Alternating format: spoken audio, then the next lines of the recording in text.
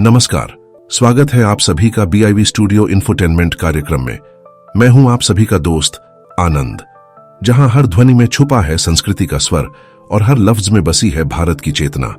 यहां हर प्रस्तुति यहां होती है कुछ नई, कुछ खास, एकदम दमदार। यहां कहानियां सिर्फ सुनाई नहीं जाती, महसूस की जाती है। यहां कविता सिर्फ कागज पर नहीं गूंजती, बल्कि दिलों में धड़कती है। यहां हर विचार, हर रचना, हर अभिव्यक्ति बनती है एक नया प्रकाश। बालमन की कल्पनाएं हो या जीवन की सच्चाइयां, प्रेम की कोमलता हो या सत्य की कठोरता, इतिहास से वर्तमान तक का पूरा सफर कलम के सौदागरों के साथ। और जानेंगे देश दुनिया के उन खास लेखकों की रचना को जिन्होंने बदल दी मनोरंजन की दुनिया की तस्वीर। तो चलिए खोलते हैं मनोरंजन का पिटारा और सुनते हैं कुछ खास। तो आइए साहित्य और मनोरंजन की इस अद्भुत यात्रा में हमारे साथ चलिए, सिर्फ और सिर्फ BIV studio infotainment YouTube channel पर। तो आज हम लाए हैं आपके लिए लेखक जयशंकर प्रसाद द्वारा लिखित कहानी सालवती। तो सबसे पहले सुनेंगे कहानी का सारांश और फिर होगा कहानी का विस्तार।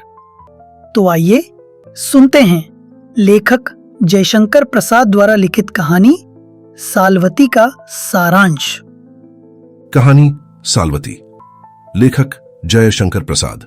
प्रस्तुत है कहानी का सारांश। वैशाली की नगरवधू। कहानी प्राचीन गणराज्य। वैशाली की अत्यंत रूपवती स्त्री सालवती की है, जो सौंदर्य प्रतियोगिता जीतकर नगरवधू बनती है। शुरुआत में वह अपने सौंदर्य और स्वतंत्रता पर गर्व करती है, लेकिन जल्द ही प्रेम में धोखा, गर्भावस्था, समाज से तिरस्कार और आत्मग्लानि उसे तोड़ देते हैं। वह अपने पुत्र को जन्म के बाद त्याग देती है और वर्षों तक एकांतवास में जीवन बिताती है। वर्षों बाद वह फिर से सौंदर्य प्रतियोगिता में भाग लेती है, लेकिन इस बार वह नगर वधू प्रथा को समाप्त करने का संकल्प लेकर आती है। समाज के वीर कुलपुत्र उसके प्रस्ताव का समर्थन करते हैं और नगर वधुओं को पत्नी रूप में स्वीकारने को तैयार होते हैं। अंत में सालवती को पता चलता है कि उसका छोड़ा हुआ पुत्र विजय अब अभय कुमार द्वारा पाला गया है। वह उसे पहचान लेती है और अभय उसे स्वीकार करता है। तो अभी आपने सुनी लेखक जयशंकर प्रसाद द्वारा लिखित कहानी सालवती का सारांश। और अब कहानी विस्तार से। कहानी सालवती, लेखक जयशंकर प्रसाद। सदानीरा अपनी गंभीर गति से उस घने साल के जंगल से कतराकर चली जा रही है।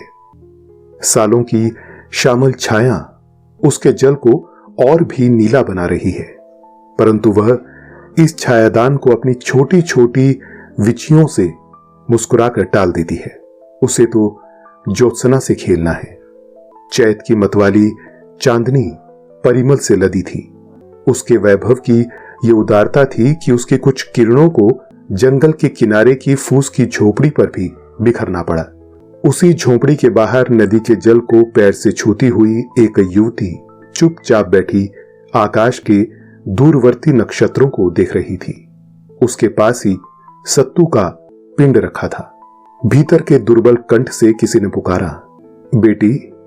परंतु युवती तो आज एक अद्भुत गौरव नारी जीवन की सार्थकता देखकर आई है। पुष्करिणी के भीतर से कुछ मिट्टी रात में ढोकर बाहर फेंकने का पारिश्रमिक चुकाने के लिए रत्नाभरणों से लदी हुई एक महालक्ष्मी बैठी थी। उसने पारिश्रमिक देते हुए पूछा, बहन, तुम कहां रहती हो? कल फिर आना। उन शब्दों में कितना स्नेह था, वह महत्व क्या इन नक्षत्रों से भी दूर की वस्तु नहीं? विशेषतः उसके लिए वह तल्लीन थी। भीतर से फिर पुकार हुई, बेटी सालवती, रात को नहा मत। सुनती नहीं बेटी। पिताजी। सालवती की तंद्रा टूटी। वह उठ खड़ी हुई। उसने देखा कि वृद्ध छड़ी टेकता हुआ झोपड़ी के बाहर आ रहा है। वृद्ध ने सालवती की पीठ पर हाथ रखकर उसके बालों को टटोला। वे रूखे थे।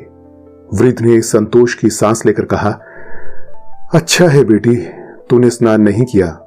मैं तनिक सो गया था। आज तू कहां चली गई थी? अरे, रात तो प्रहर से अधिक बीत चुकी। बेटा, तूने आज कुछ भोजन नहीं बनाया? पिताजी, आज मैं नगर की ओर चली गई थी।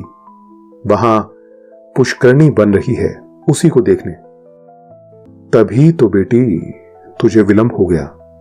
अच्छा, तो बना ले कुछ, मुझे भी भूख लगी है। ज्वर तो अब नहीं है, थोड़ा सा मूंग का सूप। हाँ रे, मूंग तो नहीं है। अरे ये क्या है रे? पिताजी, मैंने पुष्करणी में से कुछ मिट्टी निकाली है, उसी का ये पारिश्रमिक है। मैं मूंग लेने ही तो गई थी, परंतु पुष्करणी देखने की धुन में उसे लेना भूल गई ना बेटी। अच्छा हुआ, पर तूने ये क्या किया? वज्जियों के कुल में किसी बालिका ने आज तक। अरे ये तो लज्जा पिंड है बेटी, इसे मैं ना खा सकूंगा। किसी कुलपुत्र के लिए इससे बढ़कर अपमान की और कोई वस्तु नहीं। इसे फोड़ दो। साल्वती ने उसे पटक कर तोड़ दिया। पिंड टूटते ही वैशाली की मुद्रा में अंकित एक स्वर्ण खंड उसमें से निकल पड़ा। साल्वती का मुंह खिल उठा, किंतु वृद्ध ने कहा, बेटी इसे सदानीरा में फेंक दे। साल्वती विषाद से भरी उस स्वर्ण खंड को हाथ में लिए खड़ी रही। वृद्ध ने कहा, पागल लड़की, आज उपवास न करना होगा। तेरे मिट्टी ढोने का उचित पारिश्रमिक केवल ये सत्तू है, ये स्वर्ण का चमकीला टुकड़ा नहीं। पिताजी, फिर आप? मैं आज रात को भी ज्वर का लंघन समझूंगा। जा, ये सत्तू खाकर सदानीरा का जल पीकर सो रहा। पिताजी, मैं भी आज की रात बिना खाए बिता सकती हूं, परंतु मेरा एक संदेह, पहले उसको फेंक दे, तब मुझसे कुछ पूछ। साल्वती ने उसे फेंक दिया। तब एक निश्वास छोड़कर बुढ़े ने कहना आरंभ किया, आर्यों का वह दल जो माधव के साथ ज्ञान की अग्नि मुंह में रखकर सदानीरा के इस पार पहले पहल आया, विचारों की स्वतंत्रता का समर्थक था। कर्म कांडियों की महत्ता और उसकी पाखंड प्रियता का विरोधी वह दल सब प्रकार की मानसिक या नैतिक पराधीनता का कट्टर शत्रु था। जीवन पर उसने नए ढंग से विचार करना आरंभ किया। धर्म का ढोंग उसके लिए कुछ अर्थ नहीं रखता था। वह आर्यों का दल दार्शनिक था। उसने मनुष्यों की स्वतंत्रता का मूल्य चारों ओर से आंकना चाहा। और आज गंगा के उत्तरी तट पर विदेह, वज्जी, लिच्छवी और मल्लों का जो गणतंत्र अपनी ख्याति से सर्वोन्नत है, वह उन्हीं पूर्वजों की कीर्ति लेखा है। मैं भी उन्हीं का कुलपुत्र हूं। मैंने भी तीर्थंकरों के मुंह से आत्मवाद, अनात्मवाद के व्याख्यान सुने हैं, संघों के शास्त्रार्थ कराए हैं, उनको चातुर्मास कराया है। मैं भी दार्शनिकों में प्रसिद्ध था बेटी। तू उसी धवल यश की दुहिता होकर किसी की दया पर अपना जीवन निर्वाह करे, यह मैं नहीं सहन कर सकता। साथियों, अगर आपको यह कार्यक्रम पसंद आ रहा है तो आप हमारे चैनल को जल्दी से लाइक और सब्सक्राइब कर दीजिए। आपके लाइक और सब्सक्राइब से हमें बहुत हिम्मत मिलती है। तो BIV studio infotainment YouTube channel को लाइक और सब्सक्राइब करते रहें। हम आपको इसी तरह मनोरंजन से भरपूर रोचक साहित्य सुनाते रहेंगे। तो साथियों, आगे बढ़ते हैं और सुनते हैं कार्यक्रम का शेष भाग। बेटी, गणराज्य में जिन लोगों के पास प्रभुत्व धन है, उन लोगों में निर्धन कुलीनों के निर्वाह के लिए ये गुप्तदान की प्रथा चलाई है कि अंधेरे में किसी से थोड़ा काम कराकर उसे कुछ स्वर्ण दे देना। क्या ये अनुग्रह नहीं है बेटी? है तो पिताजी। फिर ये कृतज्ञता और दया का भार तू उठावेगी। वहीं हम लोगों की संतान, जिन्होंने देवता और स्वर्ण का भी तिरस्कार किया था, मनुष्य की पूर्णता और समता का मंगल घोष किया था, उसी की संतान अनुग्रह का आश्रय ले? नहीं पिताजी, मैं अनुग्रह न चाहूंगी। तू मेरी प्यारी बेटी है। जानती है बेटी, मैंने दार्शनिक वादों में सर्वस्व उड़ाकर अपना कौन सा सिद्धांत स्थिर किया है? नहीं पिताजी, आर्थिक पराधीनता ही संसार में दुख का कारण है। मनुष्य को उससे मुक्ति पानी चाहिए। मेरा इसलिए उपास्य है स्वर्ण। किंतु आपका देवता कहां है? वृद्ध ठठाकर हंस पड़ा। उसने कहा, मेरा उपास्य मेरी झोंपड़ी में है, इस सदानीरा में है और है मेरे परिश्रम में। साल्वती चकित होकर देखने लगी। वृद्ध ने कहा, चौंक मत बेटी, मैं हिरण्यगर्भ का उपासक हूं। देख, सदानीरा की शिलाओं में स्वर्ण की प्रचुर मात्रा है। तो क्या पिताजी, तुमने इसलिए इन काले पत्थरों से झोपड़ी भर रखी है? साल्वती ने उत्साह से कहा। वृद्ध ने सिर हिलाते हुए फिर अपनी झोपड़ी में प्रवेश किया और साल्वती, उसने घूमकर लज्जा पिंड को देखा भी नहीं। वह दरिद्रता का प्रसाद यूं ही बिखरा पड़ा रहा। साल्वती की आंखों के सामने चंद्रमा सुनहला होकर सदानीरा की जलधारा को स्वर्णमयी बनाने लगा। साल के एकांत कानन से मरमर की ध्वनि उठती थी। सदानीरा की लहरें पुलिन से टकराकर गंभीर कलनाद का सृजन कर रही थी, किंतु वह लावण्यमयी युवती अचेतन अवस्था में चुपचाप बैठी हुई विजयों की विदेहों की अद्भुत स्वतंत्रता पर विचार कर रही थी। उसने झुंझलाकर कहा, ठीक, मैं अनुग्रह नहीं चाहती। अनुग्रह लेने से मनुष्य कृतज्ञ होता है। कृतज्ञता परतंत्र बनाती है। लज्जा पिंडों से मछलियों की उदर पूर्ति कराकर वह भूखी ही जाकर सो रही। दूसरे दिन से वृद्ध शिलाखंडों से स्वर्ण निकालता और साल्वती उसे बेचकर आवश्यकता की पूर्ति करती।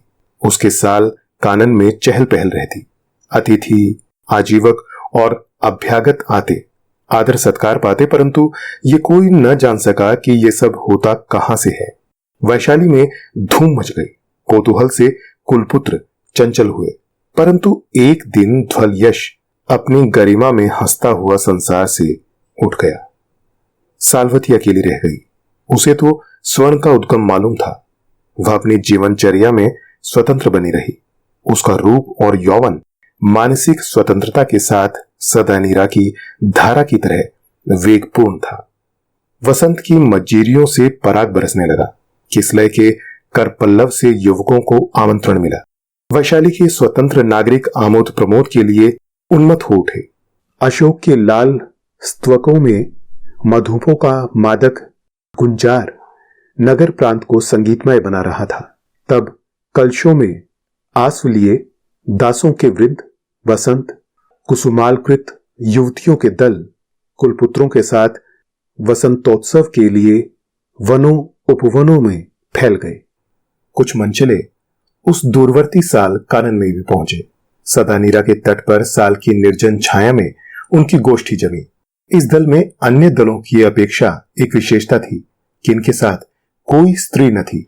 दासों ने आसन बिछा दिए, खाने पीने की सामग्री रख दी गई। ये लोग संभ्रांत कुलपुत्र थे। कुछ गंभीर विचारक से वे युवक देव गंधर्व की तरह रूपवान थे।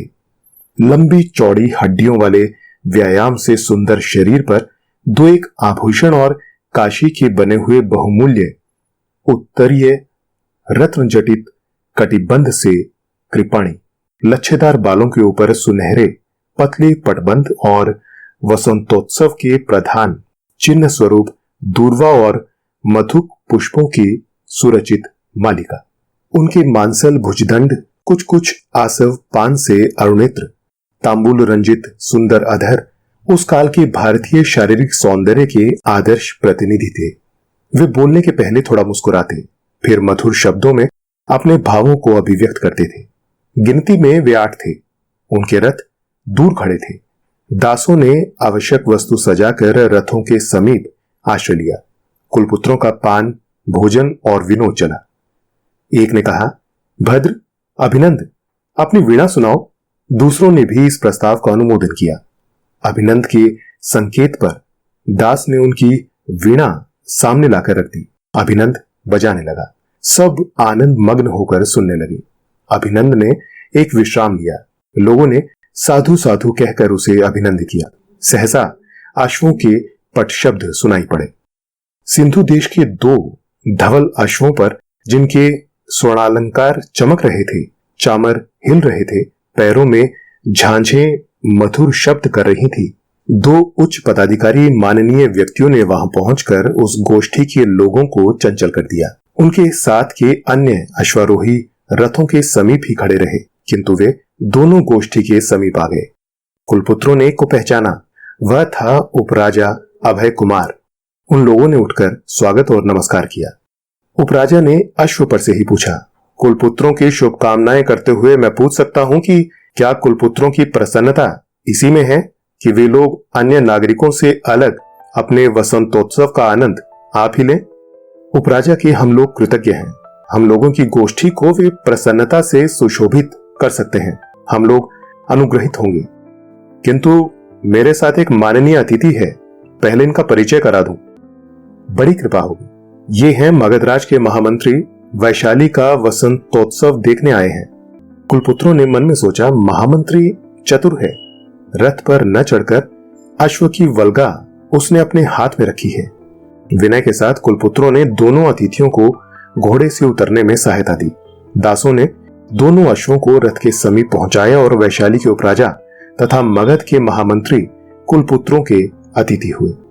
महामंत्री गूढ़ राजनीतिज्ञ था। वह किसी विशेष सिद्धि के लिए वैशाली आया था।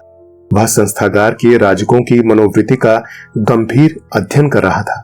उनकी एक एक बातों, आचरणों और विनयों को वह तीव्र दृष्टि से देखता। उसने पूछा, कुलपुत्रों से मैं एक बात पूछूं, यदि वे मुझे प्रसन्नता से ऐसी आज्ञा दें? अभिनंदन ने कहा, अपने माननीय अतिथि को यदि हम लोग प्रसन्न कर सकें तो अनुग्रहित होंगे। वैशाली के 7,707 राजकों में आप लोग भी हैं, फिर आपके उत्सव में वैराग्य क्यों? अन्य नागरिकों से आप लोगों का उत्सव विभिन्न क्यों है? आपकी गोष्ठी में ललनाएं नहीं, वह उल्लास नहीं, परिहास नहीं, आनंद उमंग नहीं, सबसे दूर अलग संगीत अपानक से शून्य आपकी गोष्ठी विलक्षण है। अभय कुमार ने सोचा कि कुलपुत्र इस प्रश्न को अपमान न समझ ले, कहीं कड़वा उत्तर न दे दे। उसने कहा, महामंत्री ये जानकर प्रसन्न होंगे कि वैशाली गणतंत्र के कुलपुत्र अपनी विशेषताओं और व्यक्तित्व को सदैव स्वतंत्र रखते हैं। अभिनंदन ने कहा, और भी एक बात है, हम लोग 8 स्वतंत्र तीर्थंकरों के अनुयायी हैं और परस्पर मित्र हैं। हम लोगों ने साधारण नागरिकों से असमान उत्सव मनाने का निश्चय किया था। मैं तो तीर्थंकर पूर्ण कश्यप के सिद्धांत अप्रियवाद को मानता हूं। यज्ञ आदि कर्मों में न पुण्य है न पाप, मनुष्य को इन पचड़ों में न पड़ना चाहिए। दूसरे ने कहा, आर्य मेरा नाम सुभद्र है। मैं ये मानता हूं कि मृत्यु के साथ ही सब झगड़ों का अंत हो जाता है। तीसरे ने कहा, मेरा नाम वसंतक है। मैं संजय वेल्ठी पुत्र का अनुयायी हूं। जीवन में हम उन्हीं बातों को जानते हैं जिनका प्रत्यक्ष संबंध हमारी संवेदनाओं से है। हम किसी अनुभवातीत वस्तु को नहीं जान सकते। चौथे ने कहा, मेरा नाम मणिकंठ है। मैं तीर्थंकर प्रबुद्ध कात्यायन का अनुगत हूं। मैं समझता हूं कि मनुष्य कोई सुनिश्चित वस्तु को ग्रहण नहीं कर सकता, कोई सिद्धांत स्थिर नहीं कर सकता। पांचवें ने कहा, मैं आनंद हूं। आर्य तीर्थंकर मस्करी गोशाल के नियतिवाद में मेरा पूर्ण विश्वास है। मनुष्य में कर्म करने की स्वतंत्रता नहीं, उसके लिए जो कुछ होना है वह होकर ही रहेगा। वह अपनी गति से गंतव्य स्थान तक पहुंच जाएगा। छठे ने कहा, मैं तीर्थंकर नाथपुत्र का अंत्यवासी हूं। मैं कहता हूं कि वस्तु है भी नहीं भी, दोनों हो सकती है। सातवें ने कहा, मैं तीर्थंकर गौतम का अनुयायी सुमंगल हूं। किसी वास्तविक सत्ता में विश्वास ही नहीं करता। आत्मन जैसा कोई पदार्थ ही नहीं है। आठवें ने किंचित मुस्कुराकर कहा, आर्य मैं मैत्रायण विदेहों के सुनिश्चित आत्मवाद को मानने वाला हूं। ये जितनी भावनाएं हैं सबका उद्गम आत्मन ही है। अभिनंदन ने कहा, तब हम लोगों की विलक्षणता पर महामंत्री को आश्चर्य होना स्वाभाविक है। अभय कुमार कुछ प्रकृतिस्थ हो रहा था। उसने देखा कि महामंत्री बड़े कौतूहल और मनोनिवेश से कुलपुत्रों का परिचय सुन रहा है। महामंत्री ने कुछ व्यंग से कहा, आश्चर्य है, माननीय कुलपुत्रों ने अपने विभिन्न विचारों का परिचय देकर मुझे तो चकित कर दिया। तब आप लोगों का कोई एक मंतव्य नहीं हो सकता। क्यों नहीं, वज्जियों का एक तो स्थिर सिद्धांत है ही, अर्थात हम लोग वज्जी संघ के सदस्य हैं। राष्ट्र नीति में हम लोगों का मतभेद तीव्र नहीं होता। कुलपुत्रों को चुप देखकर किसी ने साल के अंतराल से सुकोमल कंठ से यह कहा और नदी की ओर चली गई। उन लोगों की आंखें उधर उस कहने वाले को खोज रही थी।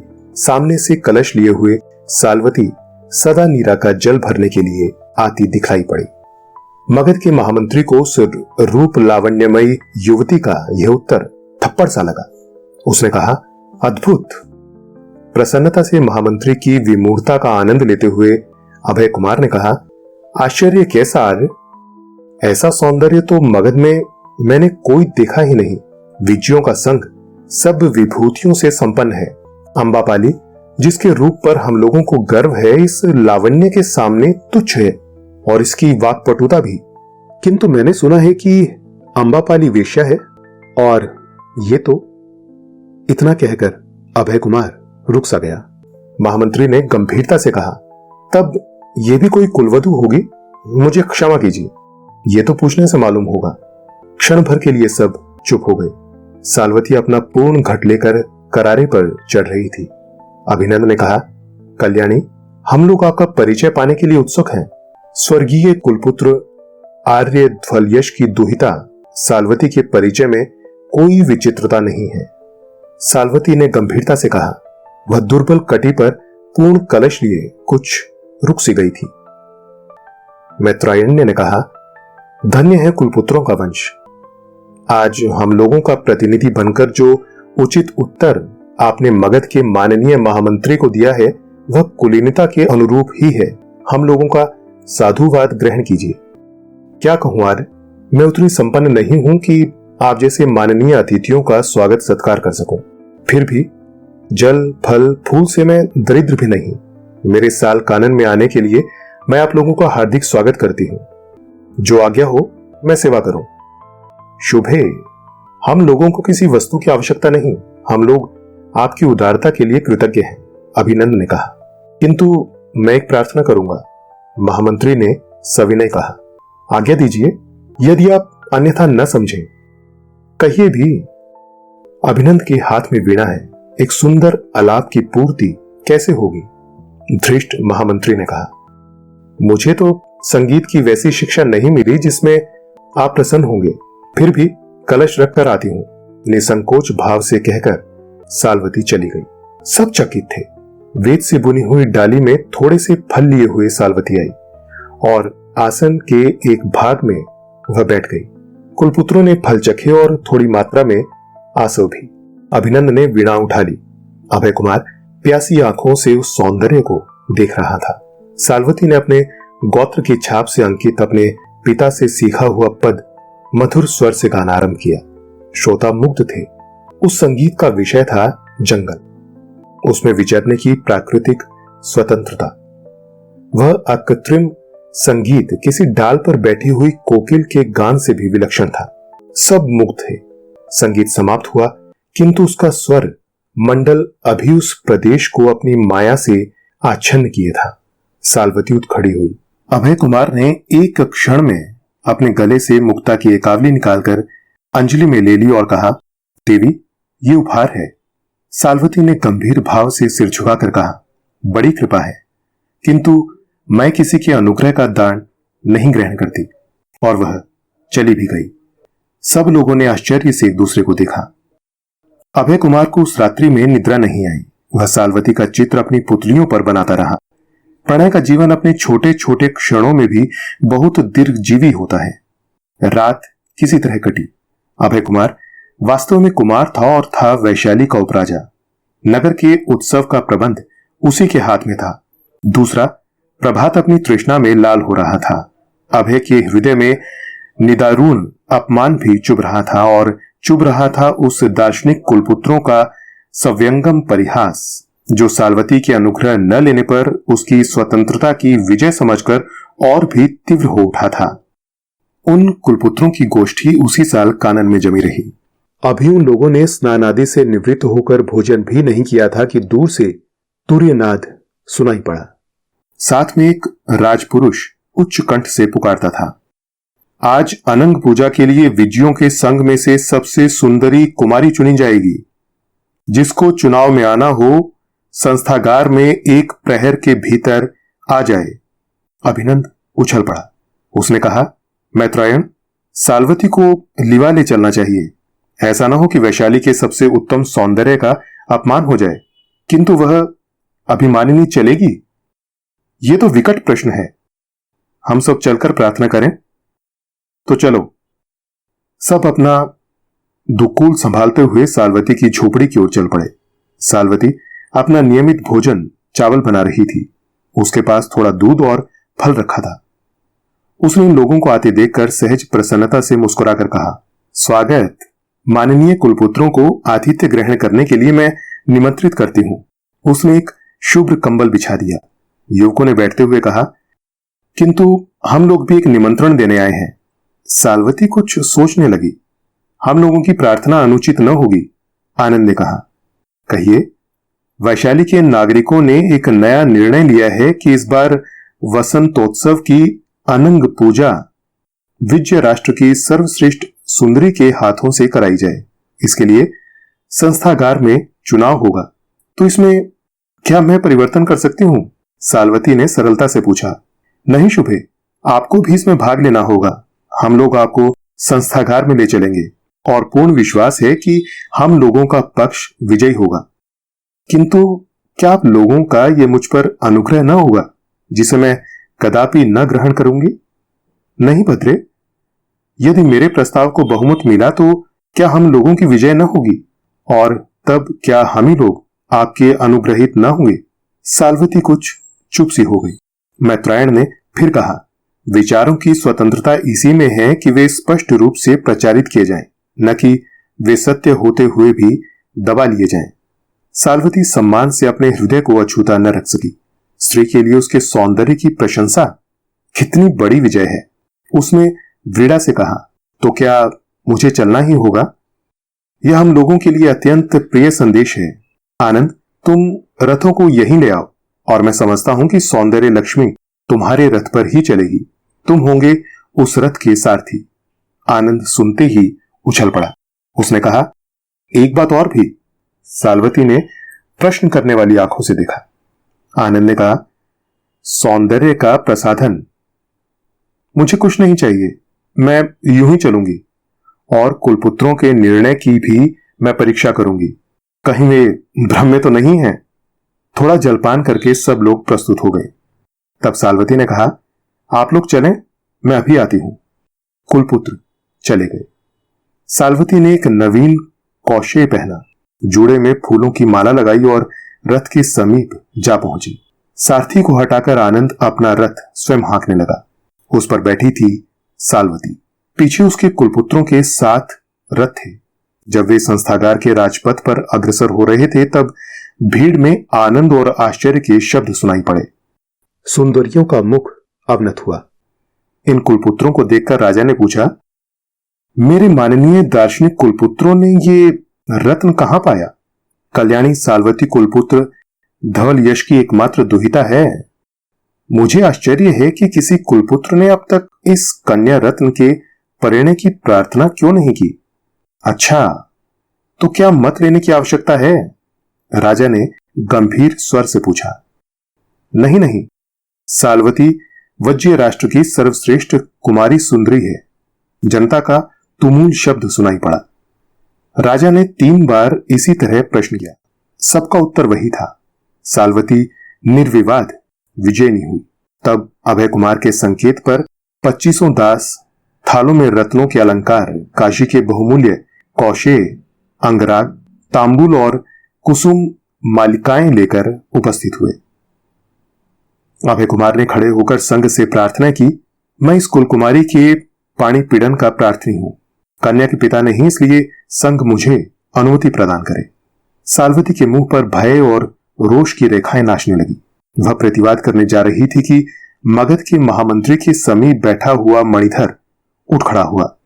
उसने तीव्र कंठ से कहा, मेरी एक विज्ञप्ति है, यदि संघ प्रसन्नता से सुने। यह अभय का प्रतिद्वंद्वी सेनापति मणिधर उपराजा बनने का इच्छुक था। सब लोग किसी आशंका से उसी की ओर देखने लगे।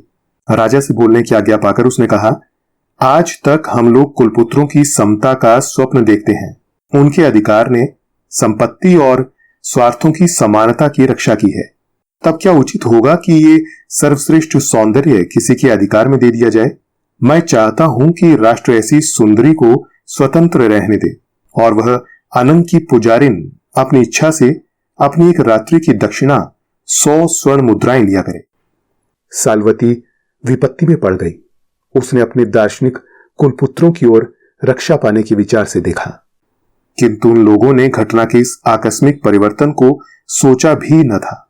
इधर समानता का सिद्धांत संस्थागार में हलचल मच गई। राजा ने इस विज्ञप्ति पर मत लेना आवश्यक समझा। शालकाएं बांटी, गणपूरक अपने कार्य में लगा और साल्वती प्रार्थना करने जा रही थी कि मुझे इस उपद्रव से छुट्टी मिले। किंतु समानता और प्रजातंत्र के सिद्धांतों की लगन कौन सुनता है किसकी?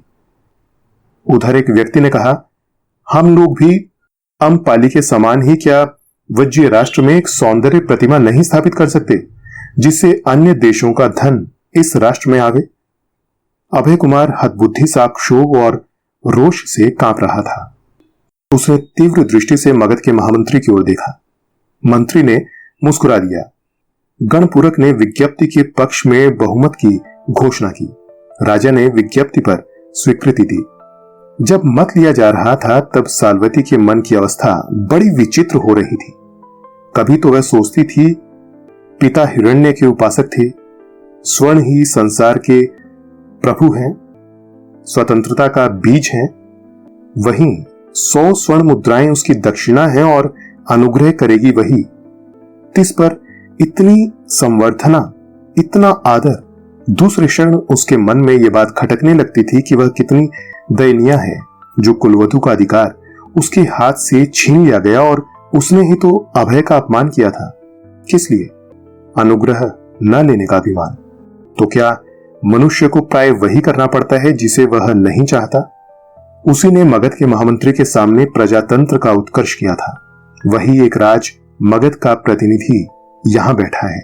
तब बहुमत की जय हो, वह विरोध करना चाहती थी परंतु कर न सकी। उसने आनंद के नियतिवाद का एक बार मन में स्मरण किया और गंतव्य पथ पर वेग से चली। तब साल्वती को घेर कर कुलपुत्रों ने आनंद से उसका जय घोष किया। देखते देखते साल्वती के चरणों में उपहार के ढेर लगने लगे। वह रथ पर अनंग पूजा के स्थान पर चली, ठीक जैसे अपराधी वध्य स्थल की ओर। उसके पीछे सहस्त्रों रथों और घोड़ों पर कुलपुत्र, फिर जनस्त्रोत। सब आज अपने गणतंत्र के सिद्धांत की विजय पर उन्मत्त थे। अभय कुमार जड़ सा वहीं खड़ा रहा। जब संस्थागार से निकलने के लिए मंत्री उसके पास आया तब अभय का हाथ दबाकर उसने कहा, उपराजा प्रसन्न हो?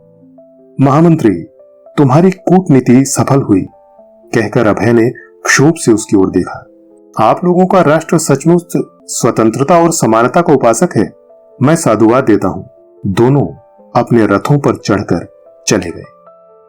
साल्वती वैशाली की अप्सरा साल्वती अपने विभव और सौंदर्य में अद्वितीय थी। उसके प्रमुख उपासक थे वैशाली के सेनापति मणिधर। संपत्ति का स्रोत उस सौंदर्य सरोवर में आकर भर रहा था। वहां अनेक कुलपुत्र आए, नहीं आया तो एक अभय कुमार। और साल्वती का मान जैसे अभय कुमार को पदावनत किए बिना कुचला जा रहा था। वह उस दिन की एकावली पर आज अपना पूरा अधिकार समझती थी, किंतु वह अब कहां मिलने की। उसका हृदय तीव्र भावों से भर गया था। आज वह चिंतामग्न थी। मगध का युद्ध वैशाली में भयानक समाचार भेज रहा था।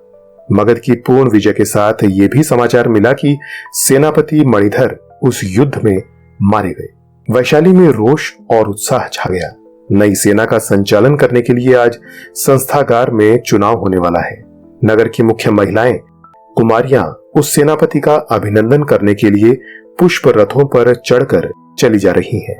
उसे भी जाना चाहिए। क्या मणिधर के लिए दुखी होना मानसिक परतंत्रता का चिन्ह है जिसे वह कभी स्वीकार न करेगी? वह भी उठी। आज उसके श्रृंगार का क्या कहना है?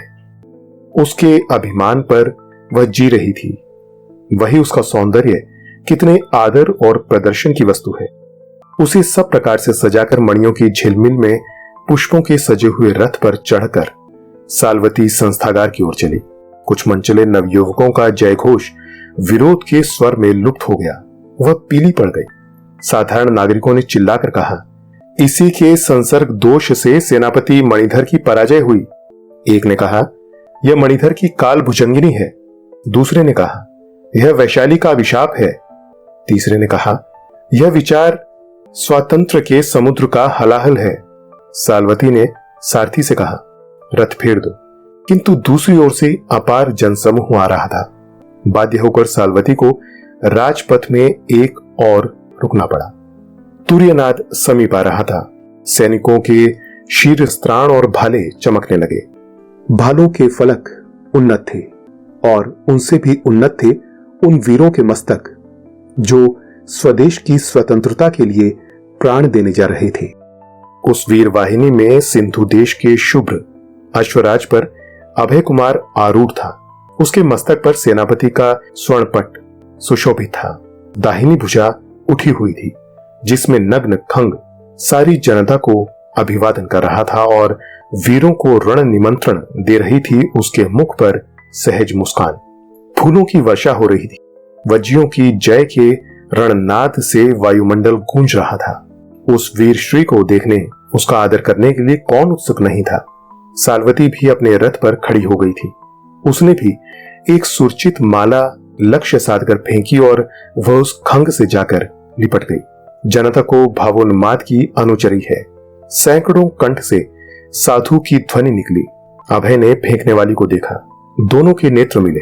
साल्वती की आंखें नीची हो रही और अभय तंद्रालस जैसा हो गया, निश्चेष्ट। उसकी तंद्रा तब टूटी जब नवीन अश्वारोहियों का दल चतुष्पथ पर उसके स्वागत पर वीर गर्जन कर उठा। अभय कुमार ने देखा वे 8 दार्शनिक कुलपुत्र एक एक गुल्म के नायक हैं। उसका मन उत्साह से भर उठा। उसने क्षण भर में निश्चय किया कि जिस देश के दार्शनिक भी अस्त्र ग्रहण कर सकते हैं वह पराजित नहीं होगा। अभय कुमार ने उच्च कंठ से कहा, कुलपुत्रों की जय। सेनापति अभय कुमार की जय। कुलपुत्रों ने प्रत्युत्तर किया। वज्जियों की जय। जनता ने जयनाद किया। वीर सेना युद्ध क्षेत्र की ओर चली और साल्वती दीन मलिन अपने उपवन को लौटी। उसने सब श्रृंगार उतार कर फेंक दिए। आज वह सबसे अधिक तिरस्कृत हुई थी। वह धरणी में लौटने लगी। वसुधा पर सुकुमार यौवन लता सी वह निरवलंब पड़ी थी। आज जैसे उसने यह अनुभव किया कि नारी का अभिमान अकिंचन है। वह मुग्धा विलासिनी अभी अभी संसार के सामने अपने अस्तित्व को मिथ्या माया सारहीन समझ कर आई थी। वह अपने सुवासित अलकों को बिखराकर उसी में अपना मुंह छिपाए पड़ी थी। नीला उसकी मुंह लगी दासी थी और वह वास्तव में साल्वंती को प्यार करती थी। उसने पास बैठकर धीरे धीरे उसके बालों को हटाया, आंसू पोंछे, गोद में सिर रख लिया। साल्वती ने प्रलय भरी आंखों से उसकी ओर देखा। नीला ने मधुर स्वर से कहा, स्वामिनी, यह शौक क्यों? साल्वती चुप रही। स्वामिनी, शैया पर चलो, इससे तो और भी कष्ट बढ़ने की संभावना है। कष्ट? नीले, मुझे सुखी कब मिला था? किंतु आपके शरीर के भीतर एक अन्य प्राणी की जो सृष्टि हो रही है उसे तो संभालना ही होगा। साल्वती जैसे नक्षत्र की तरह आकाश से गिर पड़े। उसने कहा, कहती क्या है? नीला हंसकर बोली, स्वामिनी, अभी आपको अनुभव नहीं है, मैं जानती हूं। यह मेरा मिथ्या प्रलोभन नहीं है। साल्वती सब तरह से लुट गई। नीला ने उसे शैया पर लिटा दिया। उसने कहा, नीले, आज से मेरे सामने कोई ना आवे। मैं किसी को मुंह नहीं दिखाना चाहती। बस केवल तुम मेरे पास बनी रहो। सुकोमल शैया पर साल्वती ने करवट ली। सहसा उसके सामने मणिधर का वह पत्र आया जिसे उसने रण क्षेत्र से भेजा था। उसने उठाकर पढ़ना आरंभ किया। वैशाली की सौंदर्य लक्ष्मी। वह रुक गई।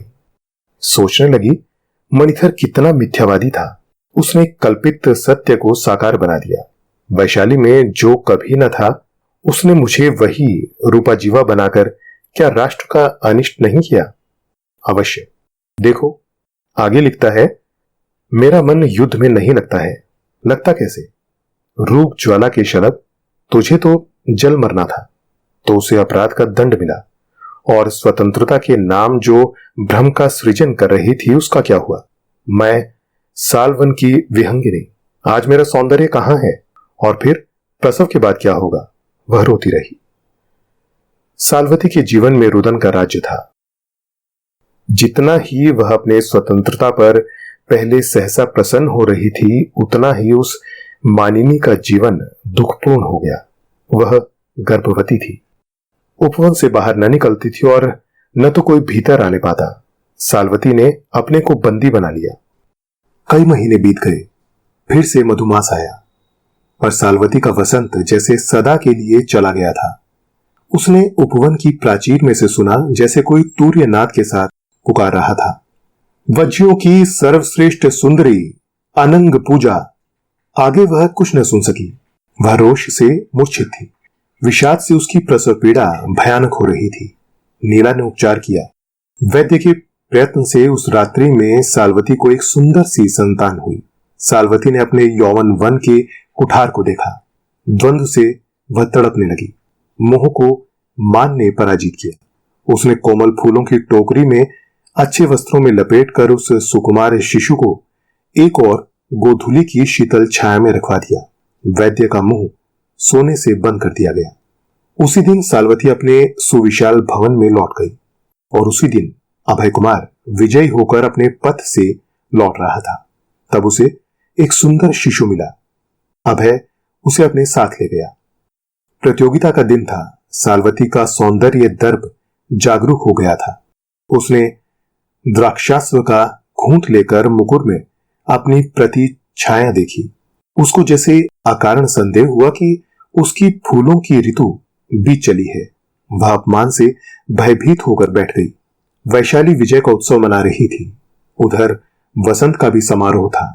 सालवती को सब लोग भूल गए और अभय कुमार, वह कदाचित नहीं भूला। कुछ कुछ क्रोध से, कुछ विषाद से और कुछ स्नेह से। संस्थागार में चुनाव की भीड़ थी। उसमें जो सुंदरी चुनी गई वह निर्विवाद नहीं चुनी जा सकी। अभय कुमार ने विरोध किया। 8 कुलपुत्रों ने उसका साथ देते हुए कहा, जो अनुपम सौंदर्य नहीं उसे वेश्या बनाना सौंदर्य बोध का अपमान करना है। किंतु बहुमत का शासन, चुनाव हो ही गया। वैशाली को अब वेश्याओं की अधिक आवश्यकता थी। सालवती ने सब समाचार अपनी शैया पर लेटे लेटे सुना। वह हंस पड़ी। उसने नीला से कहा, नीले, मेरे स्वर्ण भंडार में कमी तो नहीं है? नहीं स्वामिनी, इसका ध्यान रखना, मुझे आर्थिक परतंत्रता न भोगनी पड़े, इसकी संभावना नहीं, आप निश्चिंत रहें।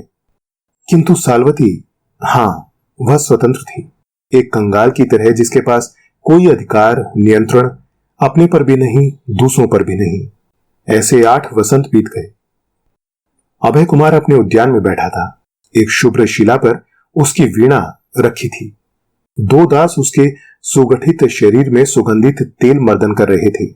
सामने मंच पर एक सुंदर बालक अपनी क्रीड़ा सामग्री लिए व्यस्त था। अभय अपनी बनाई हुई कविता गुनगुना रहा था। वह बालक की अकृत्रिम हंसी पर लिखी गई थी। अभय के हृदय का समस्त संचित स्नेह उसी बालक में केंद्रीभूत था।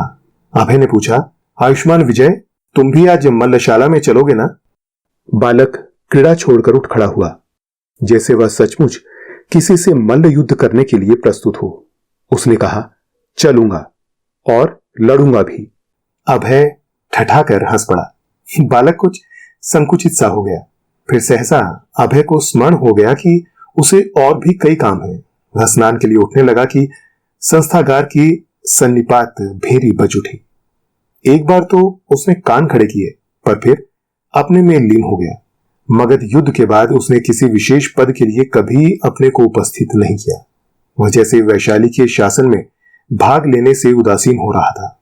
स्वास्थ्य का बहाना करके उसने अवसर ग्रहण किया।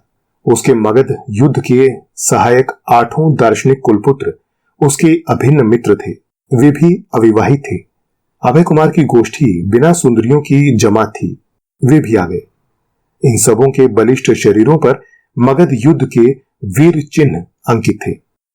अभिनंदन ने पूछा, आज सभागार में हम लोग चलेंगे कि नहीं? अभय ने कहा, मुझे तो मल्लशाला का निमंत्रण है। अभिनंदन ने कहा, तो सचमुच हम लोग वैशाली के शासन में उदासीन हो गए हैं क्या? सब चुप हो गए। सुभद्र ने कहा, अंत में व्यवहार की दृष्टि से हम लोग पक्के नियतिवादी ही रहे। जो कुछ होना है वह होने दिया जा रहा है। आनंद हंस पड़ा। मणिकंठ ने कहा, नहीं, हंसने से काम न चलेगा। आज जब उपवन से आ रहा था तब मैंने देखा कि सालवती के तोरण पर बड़ी भीड़ है। पूछने से मालूम हुआ कि 8 बरस के दीर्घ एकांतवास के बाद सौंदर्य के चुनाव में भाग लेने के लिए सालवती बाहर आ रही है। मैं क्षण भर रुका रहा। वह अपने पुष्प रथ पर निकली। नागरिकों की भीड़ थी। कुल वधुओं का रथ रुक रहा था। उनमें कई तेजस्विनी महिलाएं थी जिनकी गोद में बच्चे थे। उन्होंने तीव्र स्वर में कहा, यही पिशाचनी हम लोगों के बच्चों से उनके पिताओं को, स्त्रियों से अपने पतियों को छीनने वाली है। वह एक क्षण खड़ी रही। उसने कहा, देवियों, 8 बरस के बाद वैशाली के राजपथ पर दिखलाई पड़ी हूं। इन दिनों मैंने किसी पुरुष का मुंह भी नहीं देखा। मुझे आप लोग क्यों कोस रही हैं? वे बोली, तूने वेश्यावृत्ति के पाप का आविष्कार किया है। तू कुलपुत्रों के वन की दावाग्नि के प्रथम चिंगारी है। तेरा मुंह देखने से भी पाप है। राष्ट्र के इन अनाथ पुत्रों की ओर देख।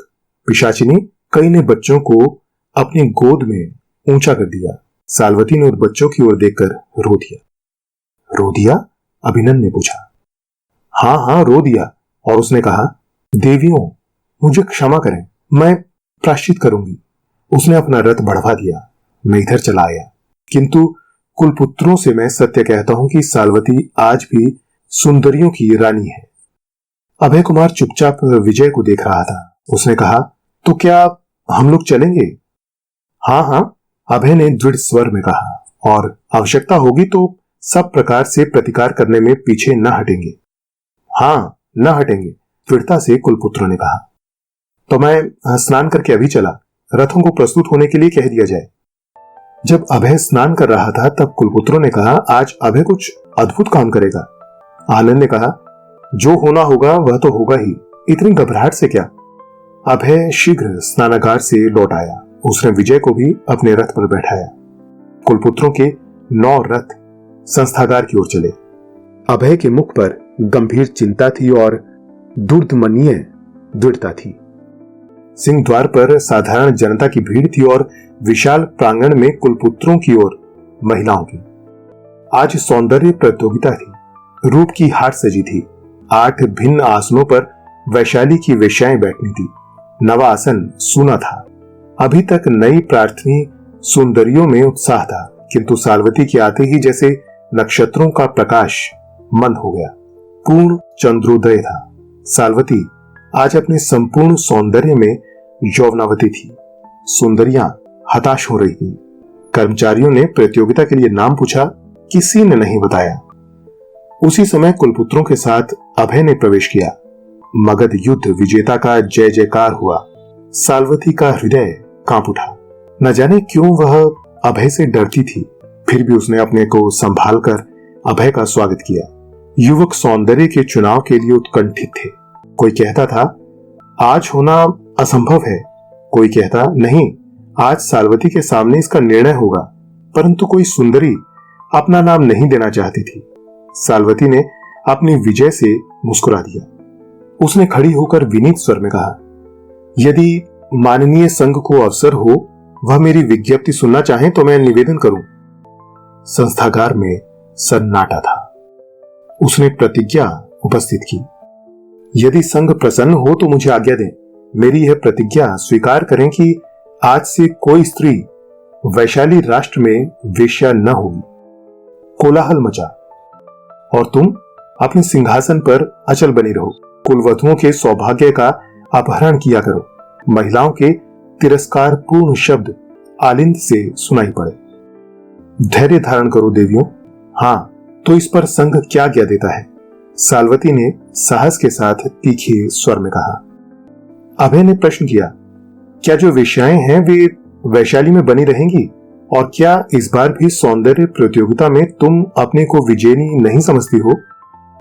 मुझे निर्वासन मिले, कारागार में रहना पड़े, जो भी संघ की आज्ञा हो, किंतु अकल्याणकर और पराजय के मूल इस भयानक नियम को, जो अभी थोड़े दिनों में वज्जीय संघ ने प्रचलित किया है, बंद करना चाहिए।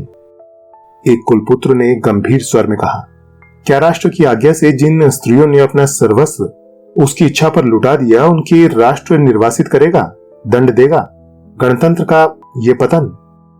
एक ओर से कोलाहल मचा। ऐसा न होना चाहिए। फिर इन लोगों का भाग्य किस संकेत पर चलेगा? राजा ने गंभीर स्वर में पूछा। इनका कौमार्य, शील और सदाचार खंडित है। इनके लिए राष्ट्र क्या व्यवस्था करता है? संघ यदि प्रसन्न हो, उसे अवसर हो, तो मैं कुछ निवेदन करूं। आनंद ने मुस्कुराते हुए कहा। राजा का संकेत पाकर उसने फिर कहा, हम 8 मगध युद्ध के खंडित शरीर विलांग कुलपुत्र हैं और ये शील खंडिता 8 नई अनंग की पुजारिने हैं। कुछ लोग हंसने की चेष्टा करते हुए दिखाई पड़े। कर्मचारियों ने तूर्य बजाकर शांत रहने के लिए कहा। राजा, उपराजा, सेनापति, मंत्रधर, सूत्रधर, अमात्य, व्यवहारिक और कुलिकों ने इस जटिल प्रश्न पर गंभीरता से विचार करना आरंभ किया। संस्थागार मौन था। कुछ काल के बाद सूत्रधर ने कहा, तो क्या आप 8 कुलपुत्रों ने निश्चय कर लिया है? इन वेश्याओं को वे लोग पत्नी की तरह ग्रहण करेंगे? अभय ने उनकी ओर संभ्रम देखा। वे उठ खड़े हुए। एक साथ स्पष्ट स्वर में उन लोगों ने कहा, हां, यदि संघ वैसी आज्ञा देने की कृपा करे। संघ मौन है, इसलिए मैं समझता हूं उसे स्वीकार है, राजा ने कहा। साल्वती, साल्वती की पुकार उठी। वे 8 अभिनंद आदि के पार्श्व में आकर खड़ी हो गई थी, किंतु साल्वती अपने स्थान पर पाषाणी प्रतिमा खड़ी थी। यही अवसर था जब 9 बरस पहले उसने अभय कुमार का प्रत्याख्यान किया था। पृथ्वी ने उसके पैर पकड़ लिए थे। वायुमंडल जड़ था, वह निर्जीव थी।